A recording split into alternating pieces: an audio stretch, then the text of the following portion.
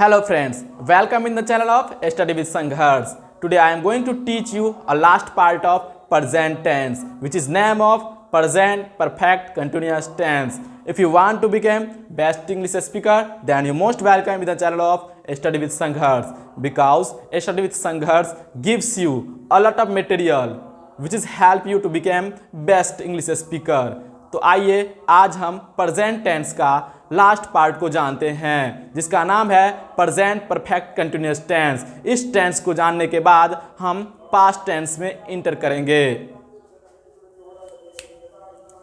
तो present perfect continuous tense को आज जानते हैं, जिसका पहचान है जिस हिंदी वाक्य के अंत में क्रिया शब्द के साथ ता रहा है, ती रही है तथा ते रहे हैं लगा रहता है, उसे प्रेजेंट परफेक्ट कंटिन्यूअस टेंस में समझा जाता है।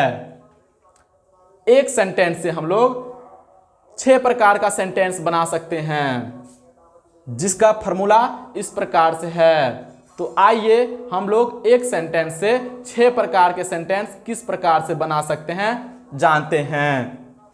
अफर्मेटिव सेंटेंस, जिसे सकारात्मक सेंटेंस कहते हैं। तो अफर्मेटिव सेंटेंस को बनाने के लिए इस प्रकार से फॉर्मूला है, subject plus has have plus been plus V4 plus object plus since या फोर। निगेटिव सेंटेंस को बनाने के लिए subject has have plus been plus not plus V4 plus object plus since या फोर। फिर तीसरा सेंटेंस जो हमारे पास है वो यस नो अफर्मेटिव क्वेश्चन कहिए या यस नो अफर्मेटिव सेंटेंस कहिए। तो उसके बनाने का तरीका जो है has have plus been plus subject plus V4 plus object plus since या फोर है। ठीक उसी प्रकार से चौथा सेंटेंस जो मेरा है उसको बनाने के लिए फॉर्मूला इस प्रकार से है, यस नो निगेटिव क्वेश्चन कहिए या यस नो निगेटिव सेंटेंस कहिए। उसको बनाने के लिए has have plus been plus subject plus not plus V4 plus object plus since या फोर होता है। ठीक उसी प्रकार से WH अफर्मेटिव क्वेश्चन या sentence WH word plus has have plus been plus subject plus V4 plus object plus since या four. ठीक उसी प्रकार से WH निगेटिव क्वेश्चन या सेंटेंस को बनाने के लिए भी फॉर्मूला होता है। आइए जानते हैं, WH word plus has have plus been plus subject plus not plus V4 plus object plus since या फोर होता है। ठीक है ना। तो उम्मीद करता हूं कि आप लोग समझ चुके होंगे।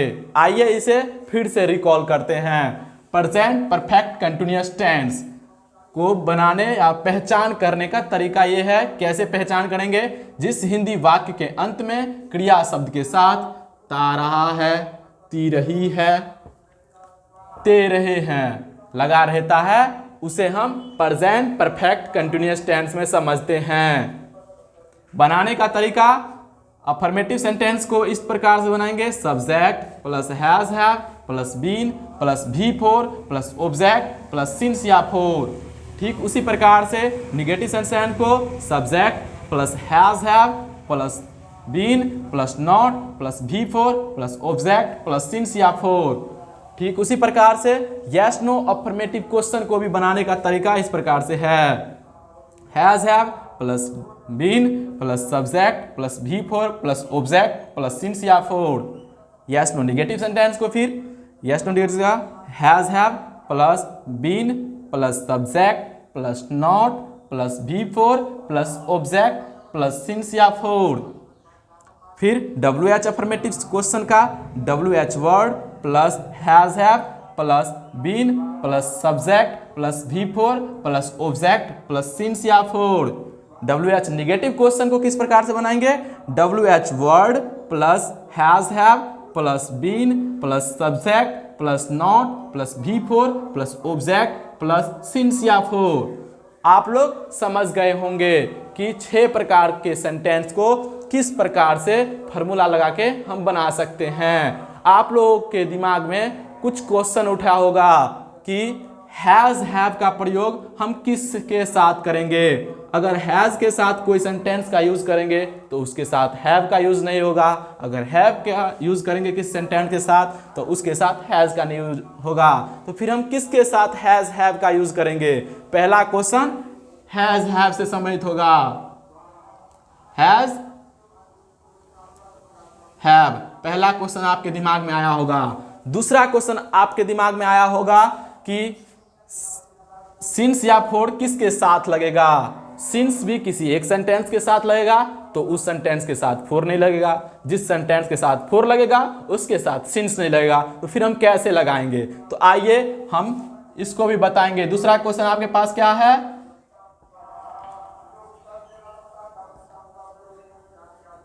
सिंस और फॉर है, तो सिंस और फॉर और हैज हैव का यूज हम बताते हैं आप लोगों को। और साथ ही साथ मैं आप लोगों का तीसरा भी क्वेश्चन, मैं आप लोगों के मन का बात को समझ रहा हूं। तीसरा क्वेश्चन क्या है? तो उदाहरण, जो कि मैं बना के आपको दिखा दूंगा कि किस प्रकार से बनाते हैं इसे। तीसरा है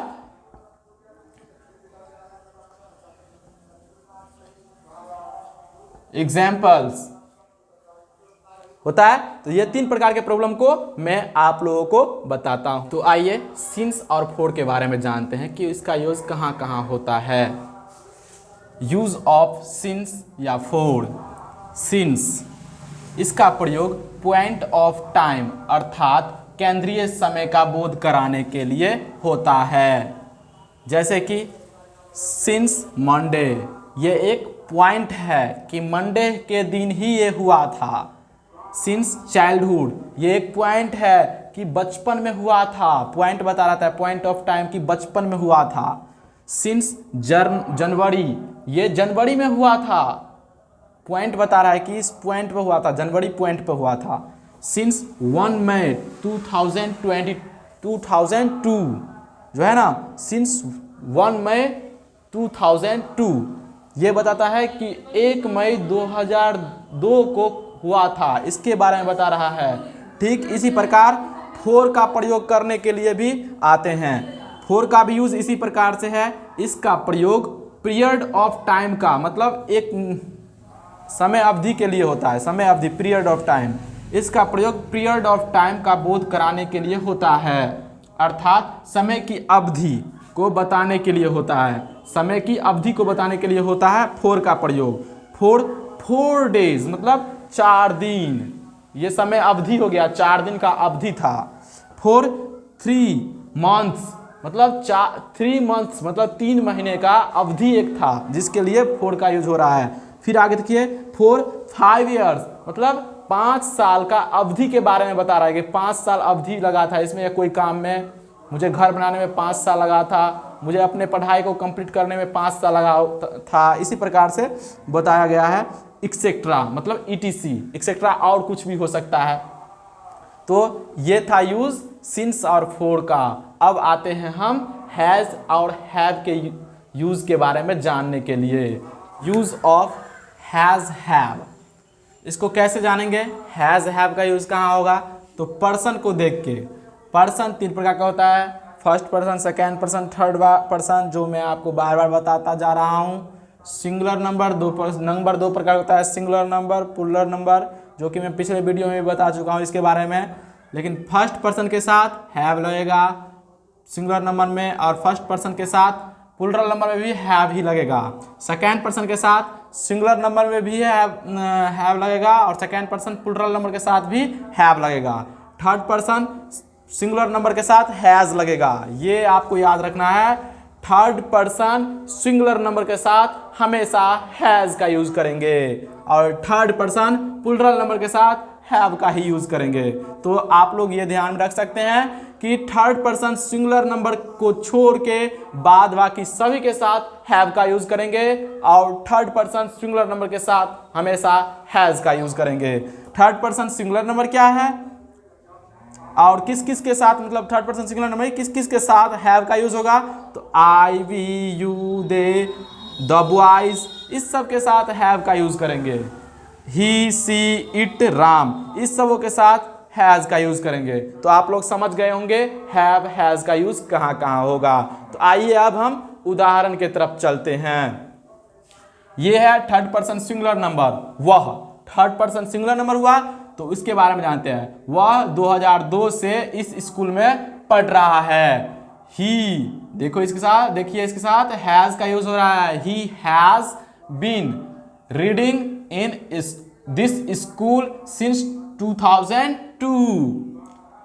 वह आगे भी देखिए, वह पढ़ता रहा है। He has been reading, has लगा है क्योंकि यह थर्ड पर्सन सिंगुलर नंबर है। आगे चलिए, वह 1 घंटे से पढ़ रहा है। He has been reading, देखिए यहां भी हैज लगा है। He has been reading for 1 hour, यहां पर 4 क्यों लगा? क्योंकि यह 1 घंटा जो है ना पीरियड ऑफ टाइम है। क्या पीरियड ऑफ टाइम है? 1 घंटा पीरियड ऑफ टाइम हुआ। लेकिन यहीं पर देखिए पॉइंट ऑफ टाइम है, 2002 से यह पॉइंट ऑफ टाइम है, तो इसके साथ सिंस का यूज किए हैं। किसके यूज किए हैं? सिंस के साथ। हमेशा पीरियड ऑफ टाइम के साथ 4 का यूज करेंगे और पॉइंट ऑफ टाइम के साथ हमेशा सिंस का यूज करेंगे। आगे बढ़ते हैं। मैं, अब देखिए फर्स्ट पर्सन सिंगुलर नंबर, मैं 2001 से इस स्कूल में पढ़ रहा हूं। आई हैव लगा, देखिए फर्स्ट पर्सन सिंगुलर के नंबर के साथ have. I have been reading in this school since 2001। मैं पढ़ता रहा हूं। आई हैव बीन रीडिंग, ठीक है। आगे चलिए, मैं 5 घंटे से खेलता रहा हूं। I have been playing for 5 hours, कितना? 5 आवर्स से वो खेल रहा है। तो यहां पर देखिए पॉइंट ऑफ टाइम नहीं है, ये पीरियड ऑफ टाइम है। 5 आवर्स जो है 5 घंटा वो पीरियड ऑफ टाइम है, बताया गया है, इसीलिए यहाँ पर 4 का यूज किए हैं। और यहाँ पर देखिए पॉइंट ऑफ टाइम है कि 2001 एक पॉइंट था, इसीलिए यहाँ पर सिंस का यूज किए थे। तो उम्मीद करता हूँ कि आप लोग के मन में जितना भी प्रॉब्लम होगा प्रेजेंट परफेक्ट कंटिन्यूअस टेंस से संबंधित, वो सारा प्रॉब्लम सल्यूशन मिल गया होगा उन सारे प्रॉब्लम का। अगर ऐसा ही वीडियो प्राप्त करना चाहते हैं तो मेरे वीडियो को लाइक कीजिए, सब्सक्राइब कीजिए और कमेंट करना ना भूलिएगा। धन्यवाद, थैंक यू।